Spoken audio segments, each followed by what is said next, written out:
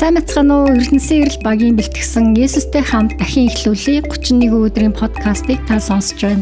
Өдөр бүр ердөө 2-3 минутыг их эзэнтэйгээ хамт өнгөрүүлэхэд бид энд танд туслах болно.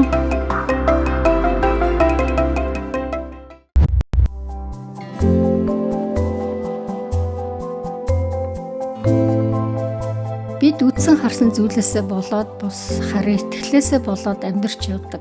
2-р Коринф 5-р бүлэг 7. Бид харагдаж байгаа зүйлээр биш харин итгэлээр алхдаг. Зарим үед амьдралд ямар нэг алхам, шинжилэлт хийх гэж байх үед бүх юм бүрхэг боломжгүй юм шиг санагддаг. Гэхдээ мөнхийн эзэн бидний тухай, бидний амьдралын бүх замыг харж ирдэг. Бүх юмыг аль хэдийн төлөвлөсөн мэд. Өнөөдөр түүнд итгэж найдах алхмыг хамтдаа эзэхээ. За ингээд мөнхийн эзэнтэй ярив. Их эзэн минь ээ. Таны төлөвлөгөөнд алхан орох итгэл найдвар зоригийг та бидэнд өгөөч. Энэ бүхнийг Есүсийн нэрээр гуйлаа.